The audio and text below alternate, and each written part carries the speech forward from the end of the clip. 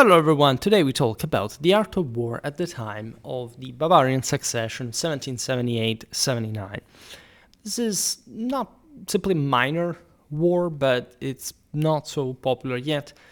It can be used as a litmus test to measure the arm's strength in essentially the culmination of linear tactical development and consolidation.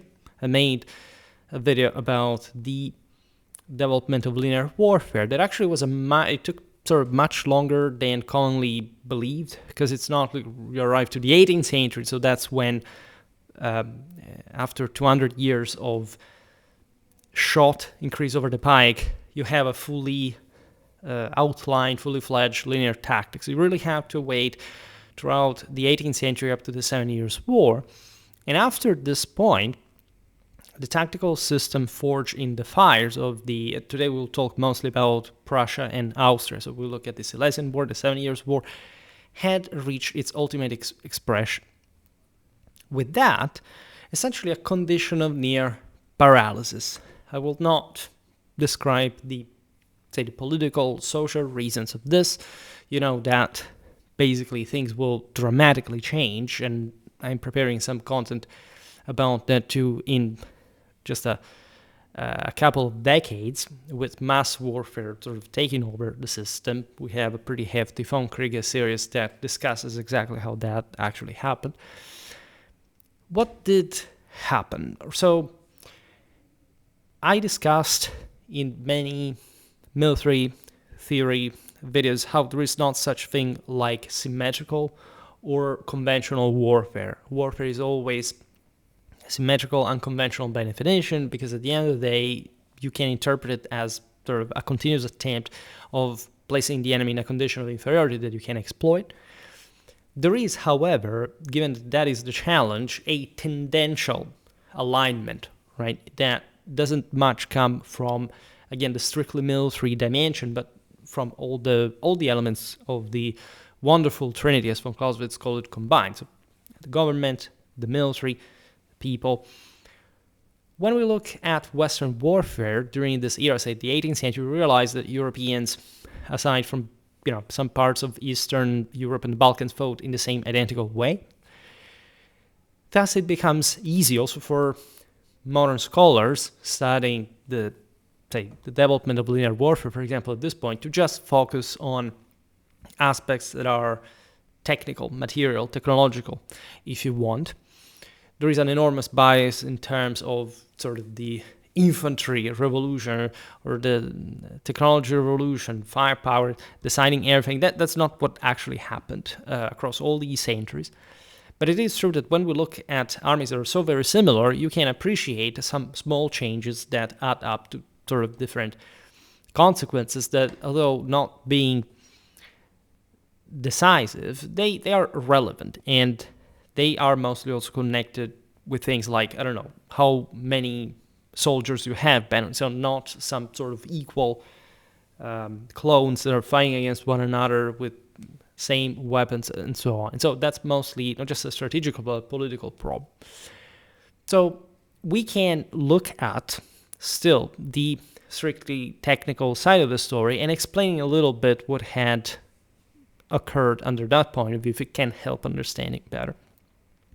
So there is a combination of smoothbore flintlock muskets firing at 120 to 150 paces.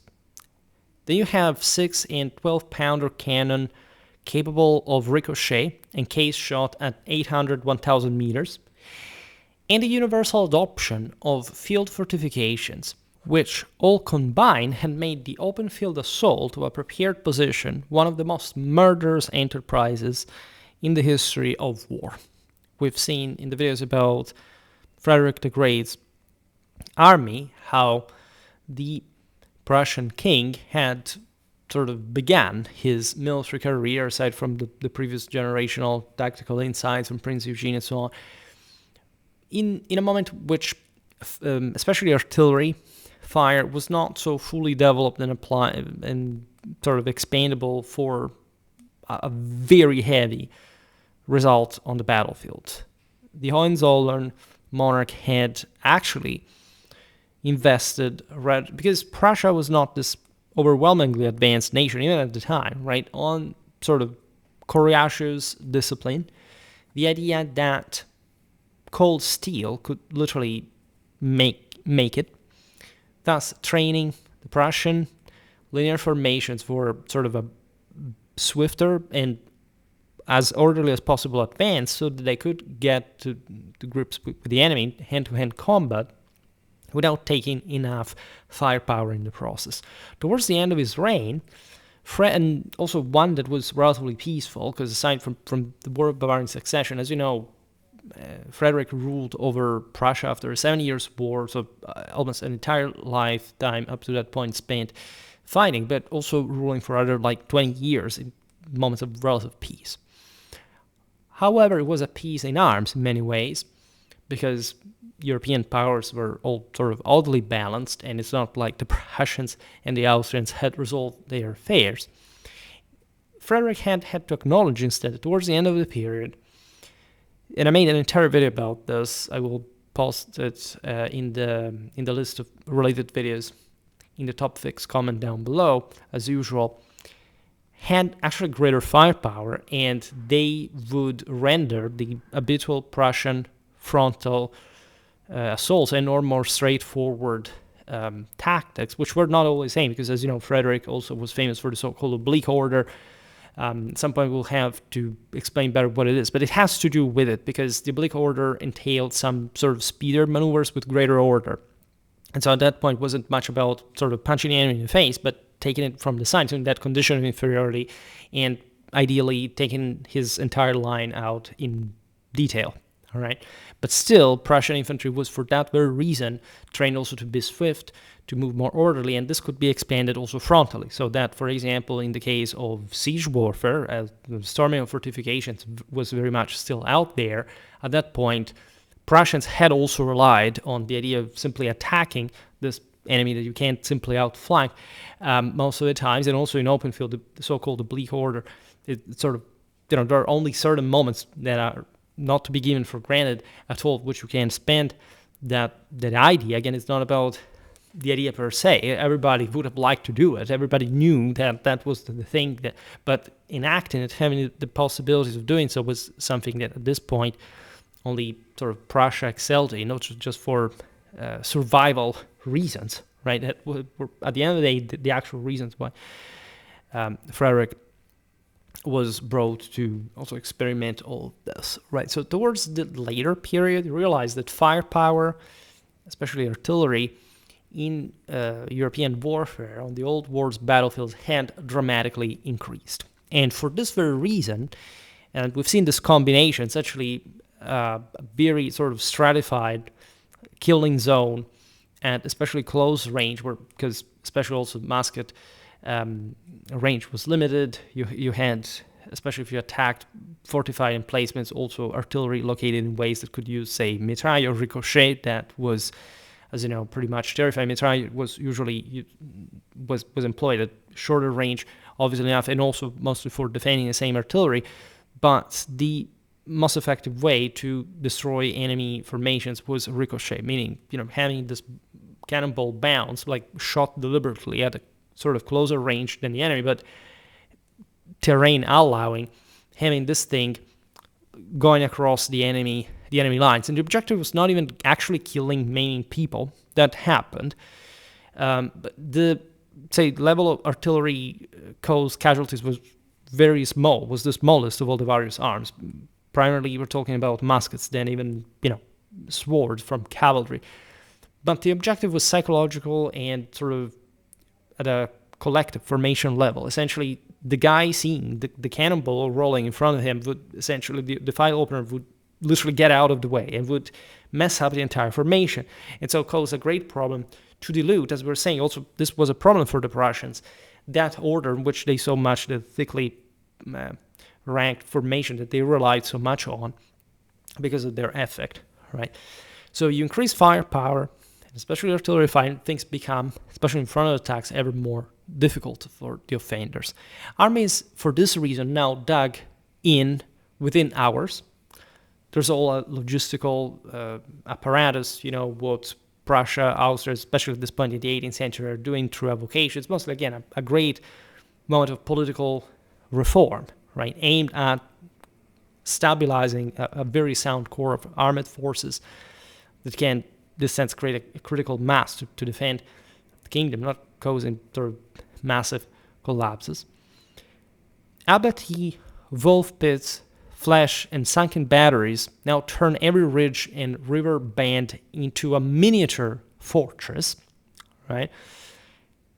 Dramatically amplifying the defenders' capacity. The Austrian army, that we haven't really made many videos about, but that I'm very interested in general, and I have something to say about. In particular, under the influence of Marshal Lacy and the lessons of Leuthen, Hochkirch, and Kunersdorf, had perfected a doctrine of Stellungskrieg, namely sort of positional warfare that exploited terrain with almost geometric precision. As we've seen in the Falkrieg, when von Clausewitz criticizes military theory up to that point, it had been a crystallization of thought that, as also you may need, that some of you asked me to make a video on it. I'm thinking about that. Also, sort of outlined in sort of canonized in his Précis de l'art de la guerre. Ideally, in this sort of age of enlightenment, thought that you could resolve a battle proper merely through a geometric scheme. That's how sort of increasingly detached from the concept of unconventionality and asymmetry these military theorists were becoming, in part because armies, again, were becoming ever bigger, so there were ever less options, and you could liminally think that a deployment at a corner, at a length, etc., would sort of save the situation, especially if you could sort of camp with in fact, the shot, and in this sense, ideally, also a bit like with oblique order, taking out the enemy in detail as it was advancing, but in real life, the enemy does not get himself killed just for no reason. The Prussians sometimes would, by maintaining, for example, always the same pace, just because they had maintained, they could at some point just run and overwhelm, say, the enemies in front of them, but they preferred to take all the shots and take lots of losses. Of course, at some point, the Prussians could run as well. In fact, 18th century battles were much less orderly than we generally see them. However, at this point, really, there was, especially in the defensive, a dramatically enhanced tactical effectiveness that, in this sense, clashed with the strategic offensive that the Prussians had historically enacted due to their essentially preemptive strategy of attacking, as you know, surrounded by enemies quickly, each one hopefully beating them one by one in detail before they could unite forces. And so if now, from the other side, you could simply entrench yourself, the Prussian army could also be that mobile and aggressive, but when it took just to attack an entrenched position, it was becoming ever easier to install, its firepower could really cause an enormous amount of losses. Now, in 1778, Lacey's main position ran also properly on the map of Europe, so essentially the border, the militarized frontier between the Prussian and the Austrian empires, ran in 3 successive lines of redoubts from Jaromir to Königgrätz, over 15 kilometers, protected by roughly 600 guns, the densest concentration of artillery yet seen in a field campaign. Frederick the Great, the architect of mobile offensive warfare, found thus himself confronting the monster that he had actually helped to create. The Austrians were in many ways reacting, and that's always the thing in war. There isn't just a static army, one that does not learn, that does not adapt, does not, from both sides. The pendulum always swings, right? The reason how or why you fight is mostly, at the end of the day, political and socially, whether it's socially sustainable or not, but it's the military instrument per se obviously adapts, right? You don't find in the history of war for some enemy that was hopelessly incapable, right? Even in the worst cases scenario. So Frederick's response, and as you know, he wrote a lot about his military insight, and those are very useful sources. At some point, we can do some explicit reading because you're thinking that it's came out of the mind of the old Fritz himself, right? It's such an enormous privilege that we have the possibility of exploiting. But Frederick's response had, by the time of the War of Bavarian Succession, tested, because there are different episodes we can also at some point make more straightforward videos on, at Burkersdorf on July the 21st, 1762, where in the mountainous borderland between Silesia and Bohemia, and there against the Austrian left wing, Frederick had assembled a single grand battery of 12-pounders and no fewer than 45 7 and 10-inch howitzers, the greatest concentration artillery yet attempted in the open field up to that point. This is, as you understand, already taking the shape from at the end of the 7 Years' War, that competition in terms of firepower. This 57-gun battery, often rounded to 55 in accounts, it really depends, it doesn't matter, it's the scale that matters, destroyed 2 Austrian cavalry regiments in minutes and was the battle's tip of the balance. This is also very interesting because we have also seen the French artillery reforms, especially post 7 Years' War. We noticed how the French had suffered, also comparatively with their allies during the war, the lack of more sort of with smaller guns, like, for example, howitzers, for a more precise and shorter ranged kind of approach. So it's more tactically expandable and flexible type of approach with the enemy. The French had historically invested everything in long-range artillery with enormous calibers that would essentially be very unwieldy in tactically developing, especially open field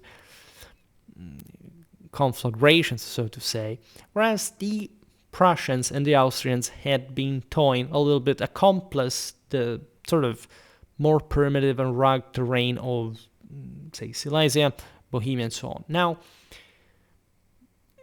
in a few minutes at Burkersdorf of plunging in horizontal fire, the Prussian battery had annihilated these 2 regiments of Austrian cuirassiers and dragoons, tearing a veritably gaping hole in the enemy line. This had allowed the Prussian infantry to storm the heights of Burkersdorf, essentially without incurring in a cavalry countercharge.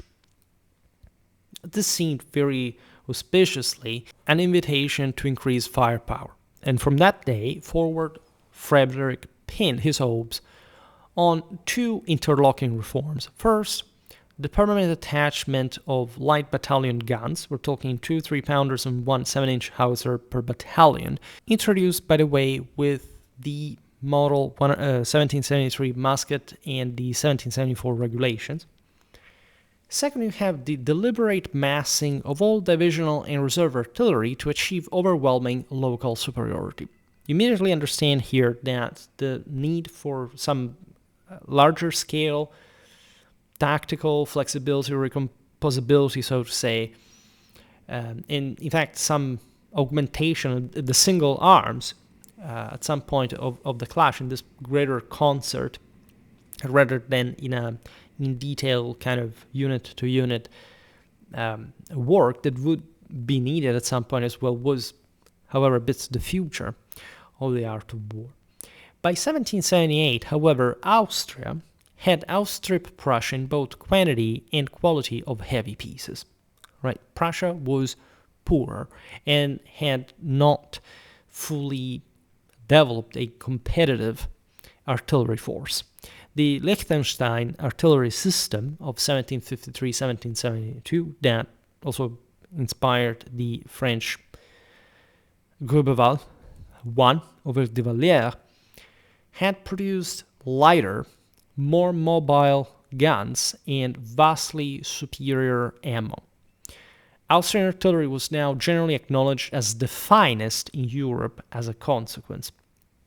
We are also a bit before the Grubeval system was fully implemented. As we've seen, there was the matter of the Reds and the Blues, mostly political incidents even there, in terms of military administration rather than actual sort of practice, because it mostly happened after the 7 Years' War.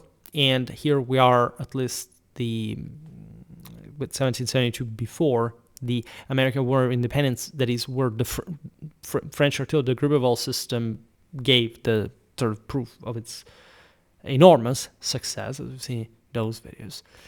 Now, this was naturally a big problem for Prussia. Frederick calculated that each Habsburg battalion now enjoyed the support of 15 guns of all calibers, while comparatively his own infantry had barely 6 or 7.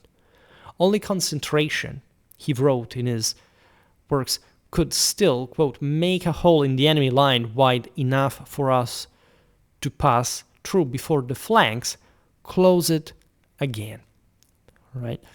In other words, the only way to counter this massive Austrian firepower, especially in offensive fashion, was to hyper-concentrate artillery fire in a single section of the line. But if you could do that, and if, again, this was not always the case, it's a bit like, think about Napoleon's use of artillery. The concentration of artillery fire was one of his specialties, making actually a mess. Like, he was criticized for the level of geometrical finesse that, in fact, these older theorists had believed previous to him, but it allowed for a much punchier, much more muscularly combined armed tactics. You smash the enemy center with artillery, and you run over it with massive cavalry concentration. But you need also a massively enhanced command control, etc. And of course, these armies of the age of Frederick II were something scholarly very, very different. Right? Napoleon famously said in front of Frederick's tomb and his own marshals that the French would have not arrived in Berlin, like, had Frederick been alive. However, it was also a bit of a great compliment to such giant of the art of war that had passed away also very recently. Passing to the War of the Bavarian Succession. How did it happen, and how, as we'll see now, certain issues occurred to confirm this story? Now, the death of Elector Maximilian III Joseph on December the 30th, 1777, provided the spark. Maximilian, the last of the direct Bavarian Wittelsbach line, succumbed to smallpox at Nymphenburg. Right? The Habsburgs, by the way, were among the first to inoculate themselves the vaccine for this terrible illness that routinely, as you've seen also in this case, decimated even probably royalty in a sort of unacceptable way. By dying, Maximilian left no legitimate issue after 32 years of rule. By the family compacts of 1724, 38, and 66, the electorate of Bavaria passed to the senior Palatine-Sulzbach branch in the person of Karl Theodor, the Elector Palatine since 1742. If you're interested also in the history of the Palatinate of Bavaria back in the days, of how they had entwined historically with the Wittelsbachs, I made some videos about that. Now, Karl Theodor was 53 at the time, childless by his long-suffering wife Elizabeth Augusta, and notorious across Europe for his extravagance. He maintained one of the finest orchestras in Europe at Mannheim, whose innovations in dynamics and orchestration were celebrated across the continent and influenced even Mozart, patronized Voltaire, built theaters and museums at ruinous expense, however, and had already legitimized 7 of his numerous bastard sons by French actresses raised to the rank of countesses.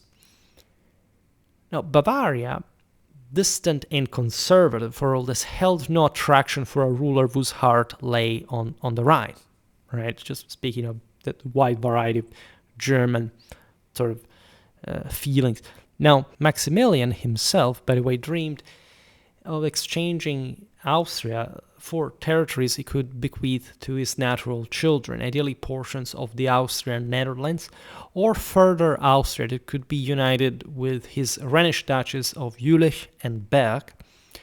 So he wasn't that interested in this Bavarian marriage either. Emperor Joseph II, who had succeeded his father Francis Stephen as Holy Roman Emperor in 1765. At this point we are in the age of the Habsburg-Lorraine, and ruled jointly still with his mother, Maria Theresia, the Kaiserin, moved with astonishing speed to deal to cope with the matter. Joseph had married, in fact, Maximilian's sister Maria Josepha in 1765 precisely to keep a foot in the Bavarian door.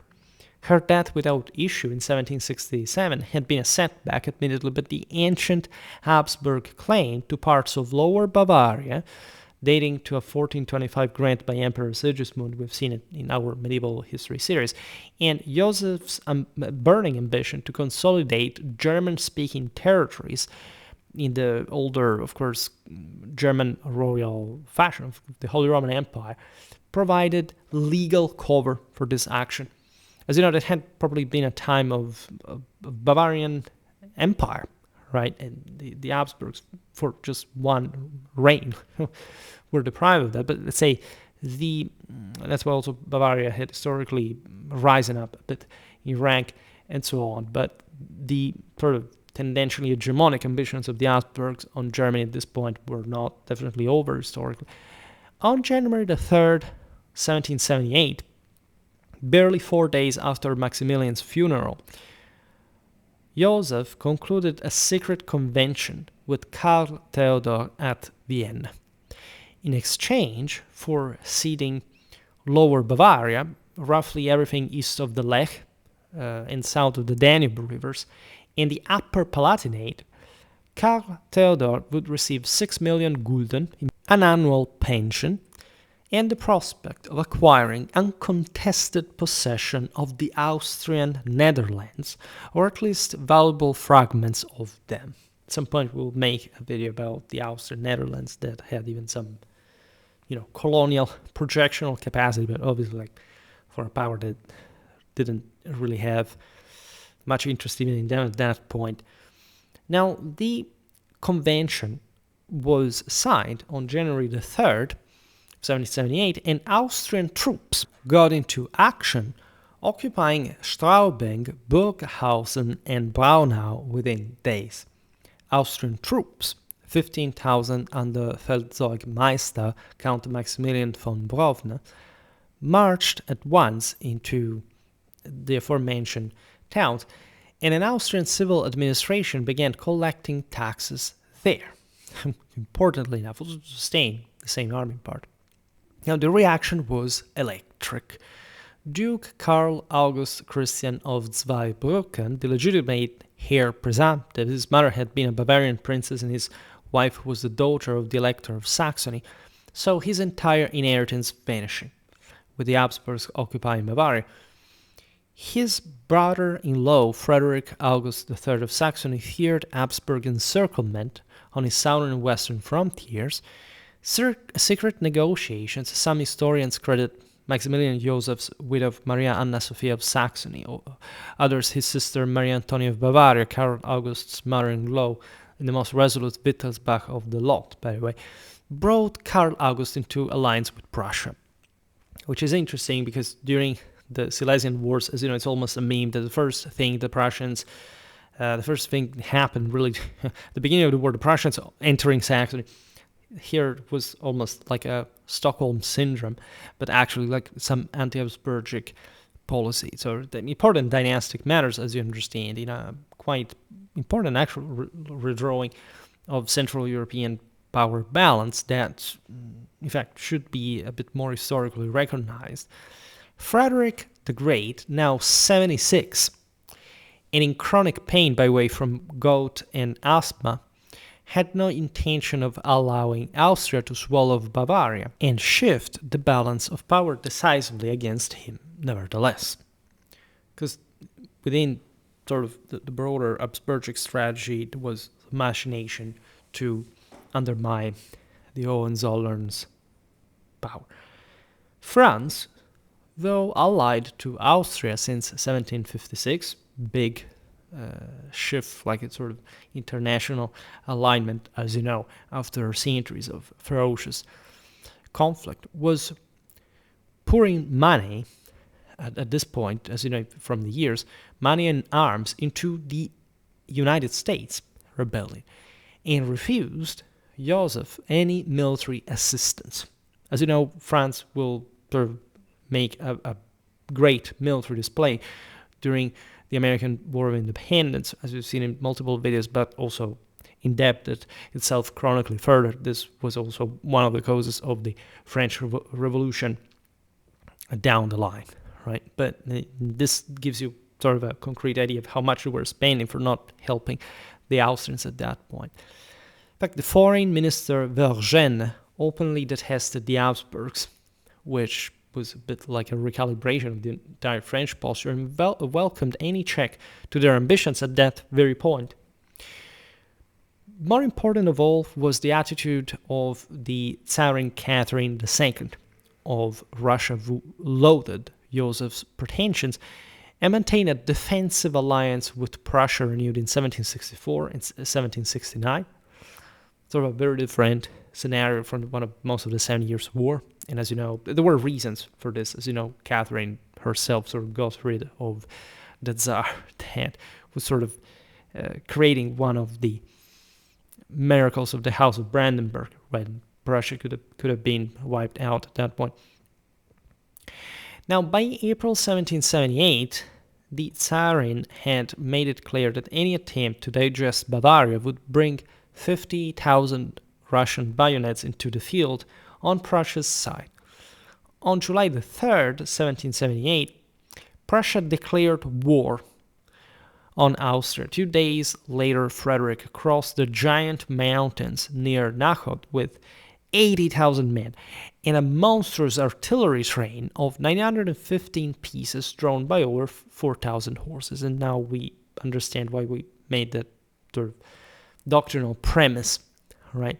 This was, again, a massive power of, it's a massive amount, probably, of artillery, compared, for example, to the 1,700 horses that had sufficed for the entire Prussian army in 1756, so more than double.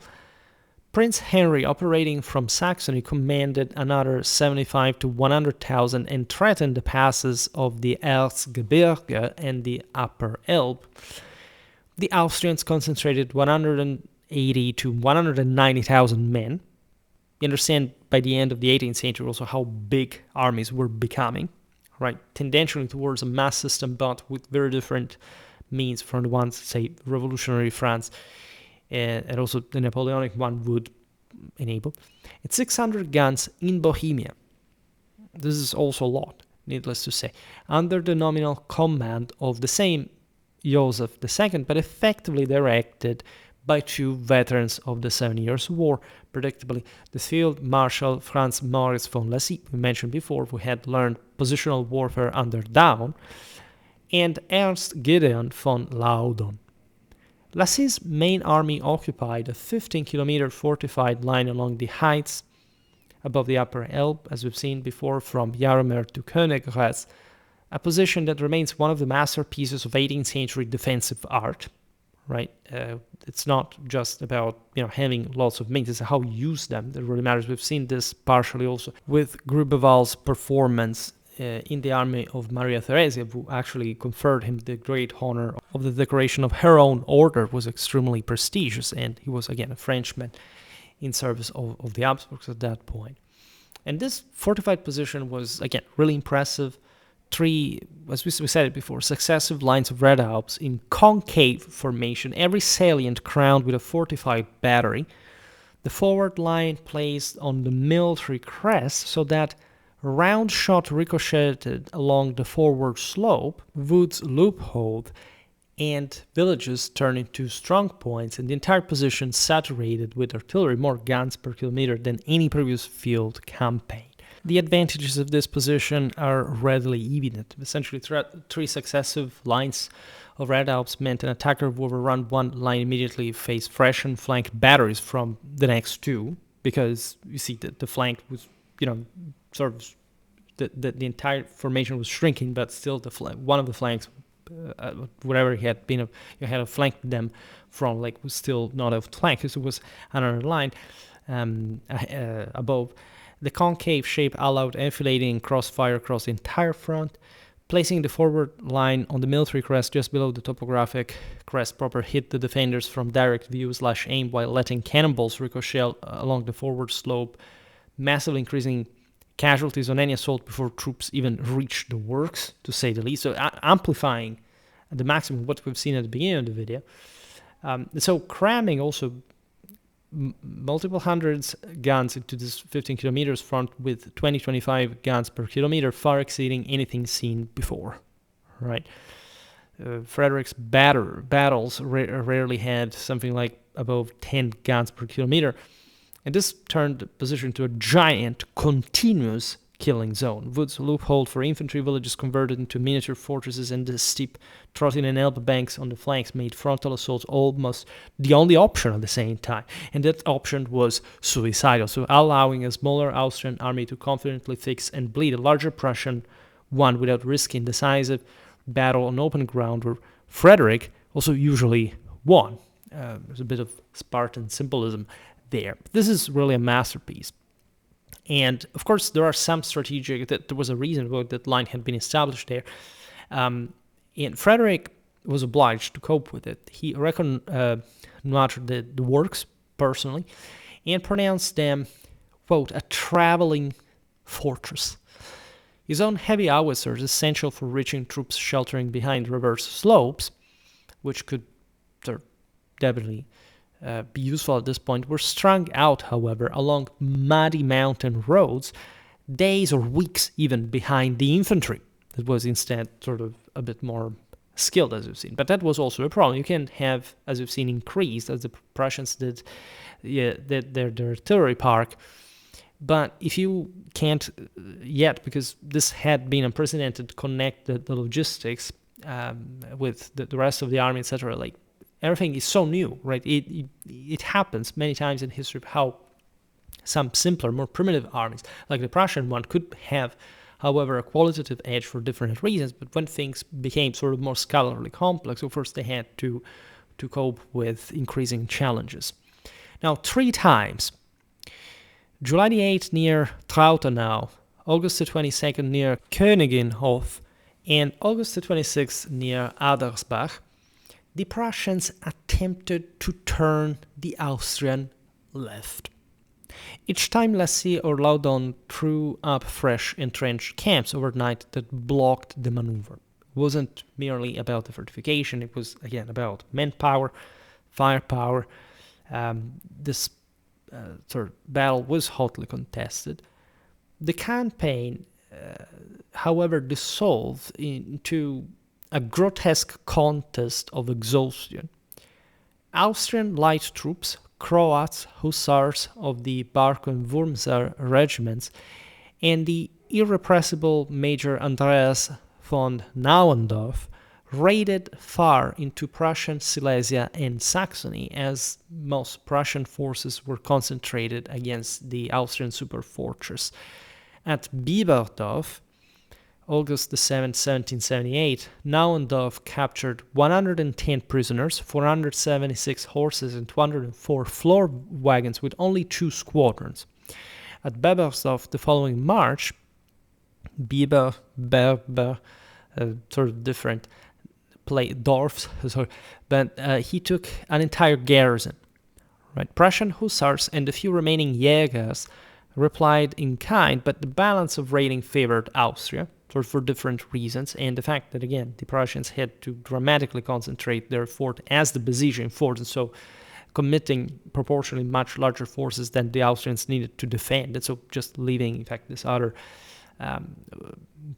troops, and also the most ethnic, mobile ones that the Austrians could gather from places of the Balkans and Eastern Europe that they could, in fact, draw from as a pool of recruitment, ideal for raiding. And again, we're just not even 100 years later, the the siege of Vienna, when the Tatars of Lithuania came to help the Habsburgs there. So it's really, again, still that dear old world of tradition that we have so much confused with the Age of Enlightenment and allegedly absolute monarchs or whatever. This was a very, very much more interesting world than that. Now, both armies lived off the country, requisitioning everything edible and burning what they could not carry. This is a very interesting datum because, as we explained, one of the greatest changes from the age, in fact, of the Enlightenment, so to say, to revolution, Napoleonic warfare, was this switch from fully as directly supplied armies from literally the fatherland to self-sustaining armies on the field. A paradox a bit, because you think that the much larger armies of the age of mass warfare needed sort of an even much bigger supply system. Not quite, because their sheer critical mass was able to overwhelm practically any resistance along the way, and they couldn't simply remain in a place just without making it collapse or collapsing as an army itself, so they had to literally just live off the land. You can argue that aside from some irreplaceable elements such as cannons or war horses, Napoleonic armies did not properly have a logistical train. All right. And they sort of speed up to crushing everything. Instead, 18th century warfare had, also as you know from the Silesian Wars, like mostly developed across this quite delicate balance of not, say, allowing the enemy to outflank you, because your supply lines were your literal lifeline. Without that, your army could not sustain itself. At this point, instead, as we've seen, these armies were pretty big. We're talking in the hundreds of thousands from both sides. And so this need of living off the land prefigured the much larger armies of mass warfare. And that's why also this war, as sort of, can't say relatively late, but also not so at least radically famous, was actually very interesting, and it shows, prefigures the development of a higher scale of warfare in the art of war. The soldiers spent more days digging potatoes and stripping plum orchards than loading muskets. Hence, the enduring popular names Kartoffelkrieg and Zwergenhummel, so referring literally to the potatoes war, and all connecting with this enormous logistical need. The Prussian army of 1778 bore, in fact, little resemblance to the instrument that had defied Europe 20 years later and had remained in the Legion. The cantonal system had been stretched to breaking point. In fact, entire battalions were filled with captured deserters, French émigrés, and pressed Saxons who deserted again at the first opportunity. This was also actually typical of the era. Also, many of the soldiers of Frederick the Great were not even technically Prussian. You had Poles, other Germans, Italians, etc. So here you wholly see that almost cosmopolitic universal dimension of the Ancien regime, as far as, cannon fodder was needed, right? And this explains also, again, in the stepping up of numerical scale, these armies, also the precarious means of filling up the ranks.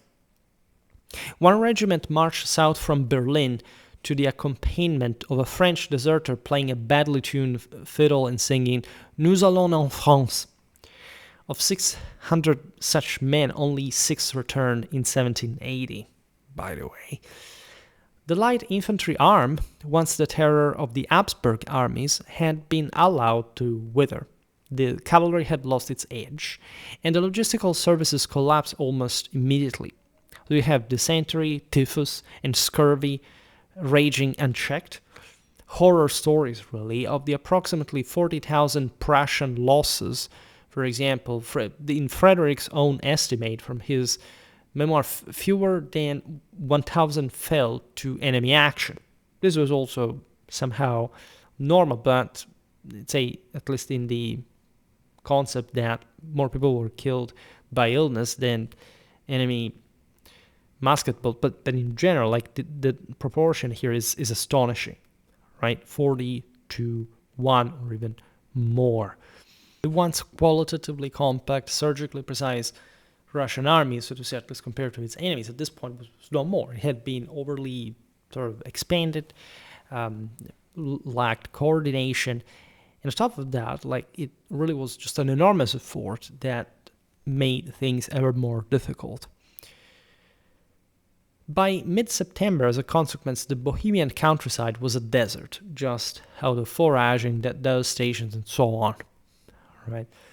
The Prussians had really placed great pride in their light infantry arm against the Habsburgic light cavalry arm to scout again terrain, to pave the way to the light infantry. I also made a video about skirmishers, light army. We talk about this on different theaters as far as the British developed certain sharpshooter units after the 7 Years' War, also for colonial needs, but many of these guys came from the Jäger model in Germany. We've seen also the Pennsylvania/Kentucky rifle of the U.S. War of Independence, but also very interesting things going on. But as we said at the beginning, it's not the technique, it's not the weapons or whatever. In that case, we know that rifles were, yes, more precise, but they also had less rate of fire, and at large, like, was better to use the compact masses of heavy infantry than those light elements. Even though they up in the Napoleonic era, they rose up to 1/3 of the total infantry. The Prussians had taken even a greater pride. Think about Hohenfriedberg in the defeat of Austrian cavalry that historically was considered superior to the Prussian one. It's a bit more sort of exposed to the steppes. The Prussians were more primitive instead, and so on.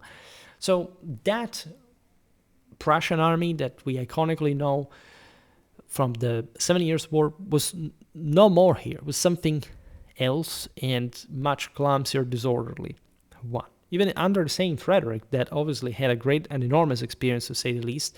I also made a video about command control during the war on Dentelle, the Guerre on Dentelle. And at the time, probably Frederick, that developed, in fact, during the 7 Years' War and also before, a ever more compact form of essentially what became the stuff in a more standardized fashion. But not even that was in fact adequate for this new level of the development of the art of war. Prince Henry warned that his army would starve within a fortnight, by the way. Frederick, bleeding from a reopened vein while observing an Austrian bombardment near Königgrätz, concluded that even a perfectly executed double envelopment would cost 30,000 to 40,000 men, more than Prussia could lose without inviting Russian or Swedish intervention. In other words, it would have been a bloodbath, right, to storm the Austrian positions.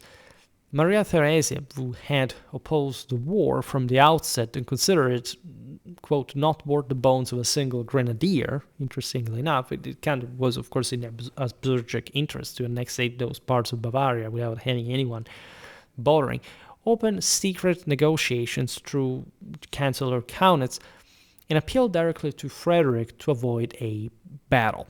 He replied that he had never intended one to begin with, which also was a step back from the Prussian side, to say the least. In all this, Catherine the Great's offer of mediation, backed by the credible threat of Tsarist troops, provided the face-saving solution for the Hohenzollern. In fact, the Congress met at Teschen in Austrian Silesia under Tsarist and French mediation. After 3 months of haggling, the treaty was signed on May the 13th, 1779. Austria retained only the Innviertel, a modest strip of 2,200 square kilometers between the Inn and Sulzbach rivers, containing about 120,000 inhabitants, though, and some salt works, while Bavaria proper remained intact under Karl Theodor. Right? It was a fair settlement, very much, again, in line, at least we consider the main actors, with a solution in mind. Saxony received 6 million gulden as compensation, and the principle of Wittelsbach territorial integrity was reaffirmed in the process. with essentially the Tsarist Empire and the Kingdom of France acting as joint guarantors of the peace, the agreement was achieved.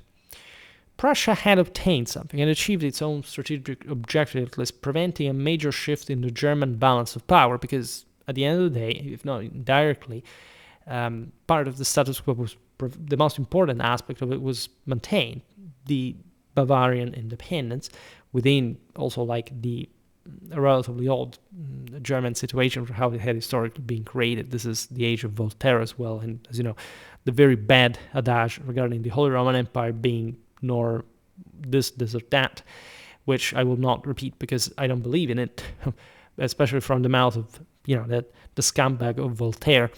But let's say it was, however, in fact, a much more complicated matter. Austria gained a trivial accretion of territory at the cost of 65 million florins against an annual revenue of 50 million, by the way. And the demonstration that even its superb army, superior to the Prussian one at this point, could not force a decision against a peer opponent under the tactical conditions of the late 18th century either.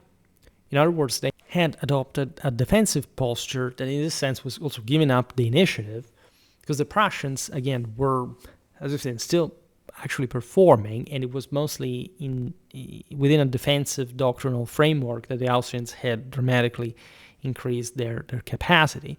So the Prussians had actually demonstrated they could still hammer the Austrians, but not breaking them at that point. So the Prussian losses were equally heavy. Like the Prussians lost 33 million thalers and perhaps from 30 to 40,000 men. The vast majority to disease, by the way, which underscored the Prussian inadequacy in managing this sort of upgradedly scalar warfare. Austria, as we've seen, was the one who lost in absolute terms the most, but also the one that managed to partially obtain its own goals without actually augmenting its own territory, in fact. No general action had been fought. This is also interesting. The two sides had effectively counterbalanced each other, as we've seen in asymmetrical ways, as we said before, and also in non-conventional ones by that point, because every war is new at the end of the day, but also because this, in fact, principally idea of, okay, they're going to attack us anyway, they're going to push, even if they know that we're better offensive, wouldn't produce but attritional warfare. In other words, both sides began to lose men just because of the fact that they couldn't go at one another in more direct terms and attritionally wearing each other down.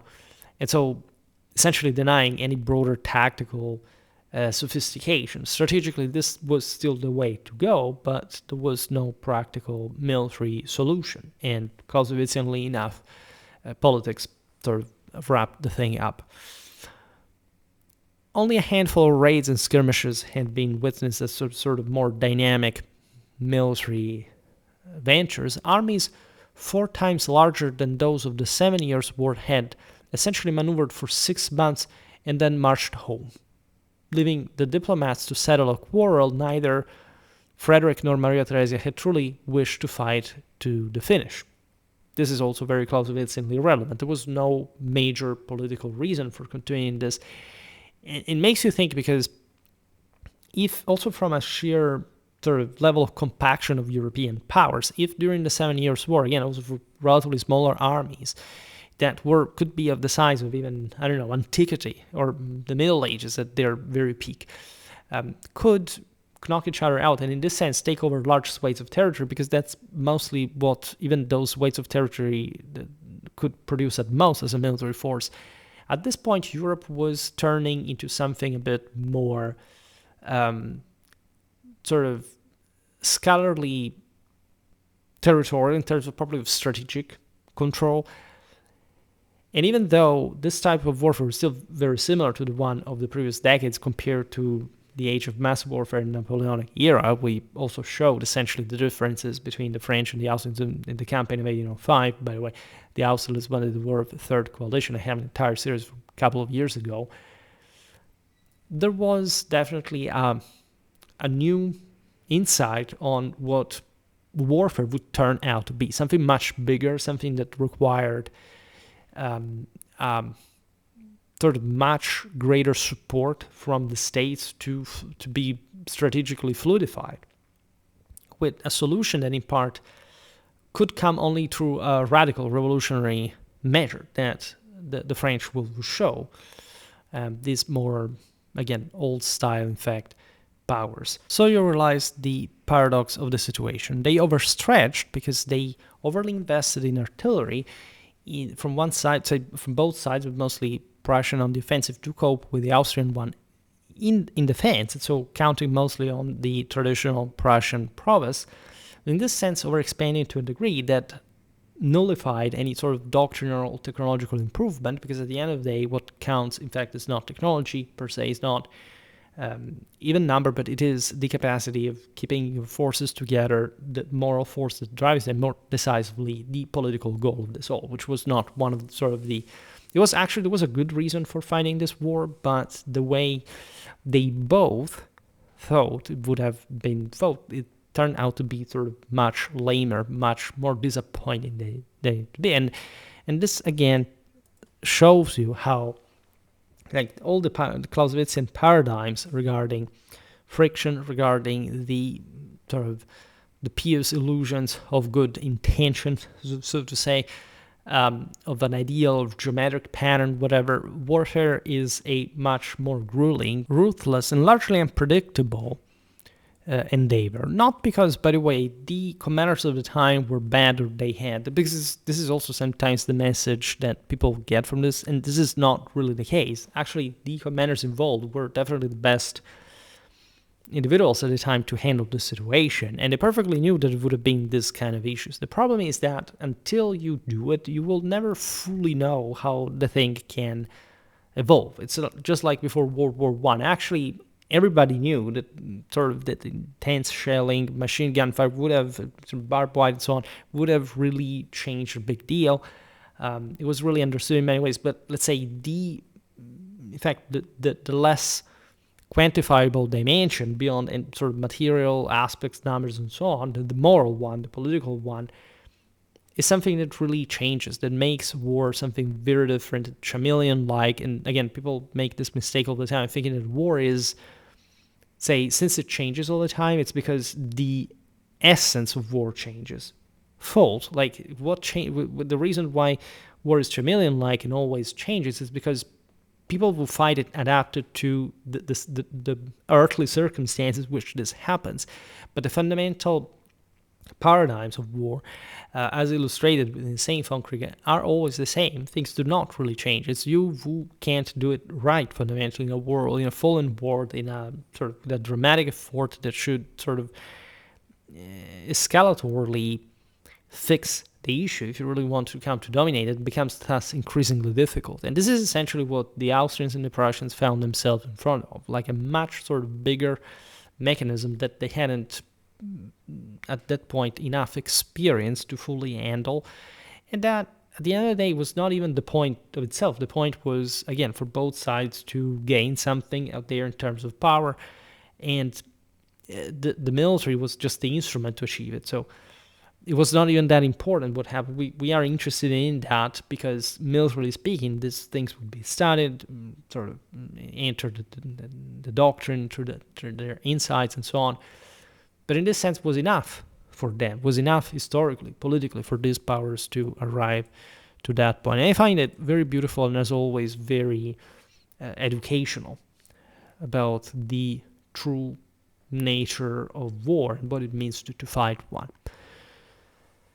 Thus, the War of the Bavarian Succession stands as the last, if you look at this in hindsight, and most perfect example of the old-style cabinet war, and simultaneously as the clearest possible proof that linear, firepower-dominated system perfected between 1740 and 1763 had reached a condition, some say of sterile deadlock, from which only the revolutionary changes of the 1790s the levé en masse, the division and corps organization, mobile horse artillery, and a new tolerance for casualties, by the way, would eventually provide escape. And even why we've seen the Napoleonic and revolutionary armies, we will talk more and better. I mean, when revolutionary armies were brought on the field, it was a total disaster for the same reasons here, like mass desertion, just basically from the French side, the royal, what was the essentially continuation of the royal army, held, and as you know, there were, of course, even the story of the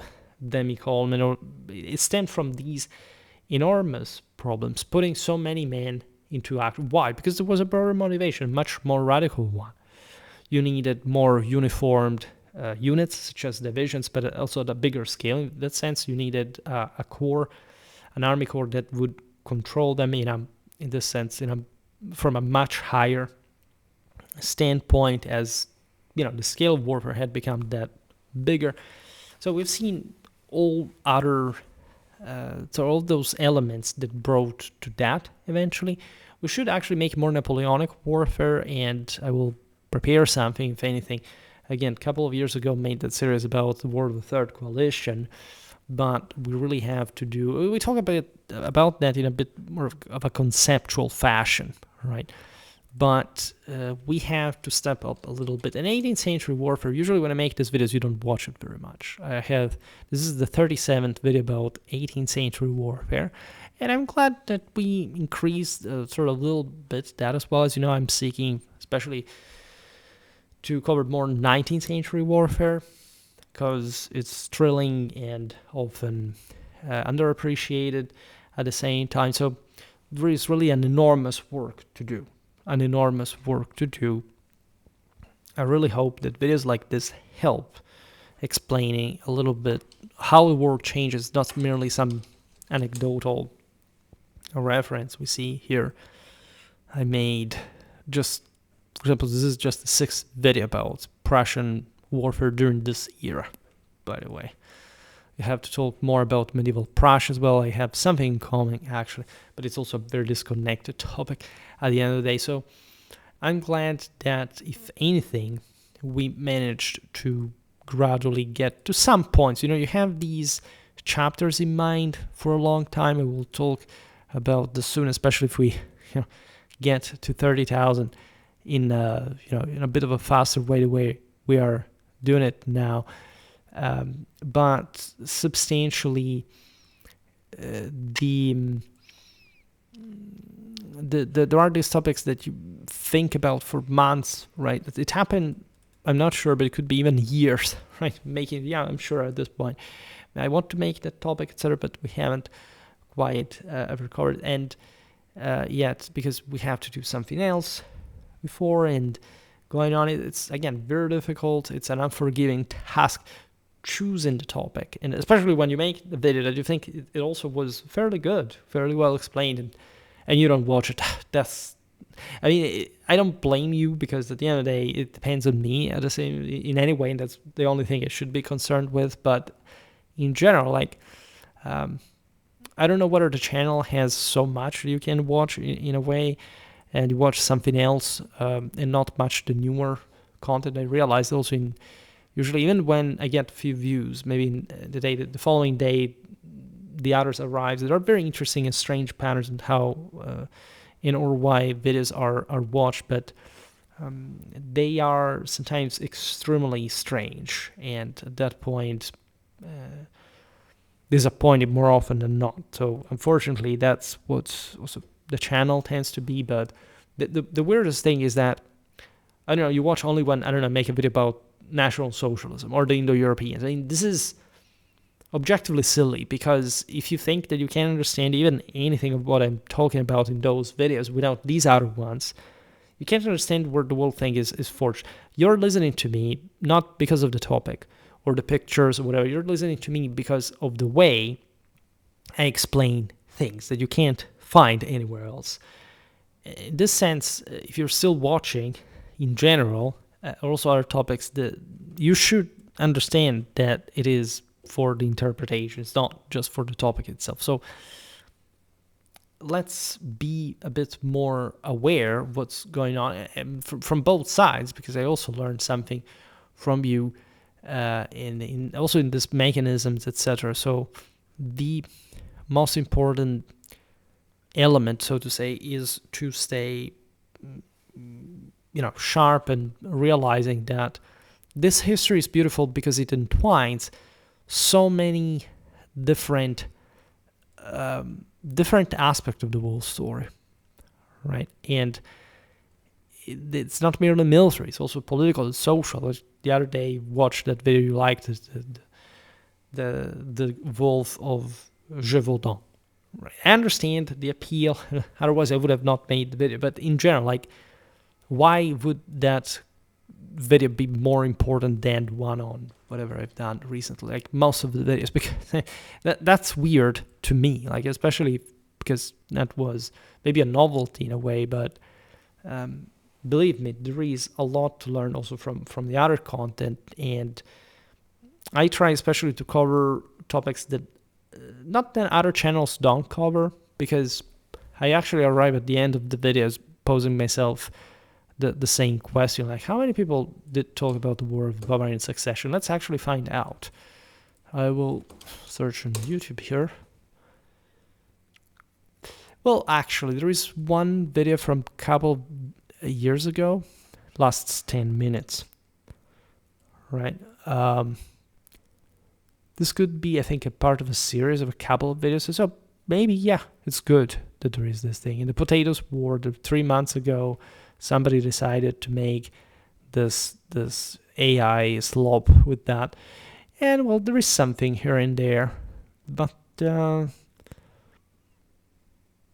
not quite as dense, of course, as we thought. Most of the War of Austrian Succession in the results, because that's always what it gets down to as well. Other videos that, say, maybe sort of loosely related, obviously, for that context with Maria Theresa and all, but be not quite specific for the War of the Bavarian Succession.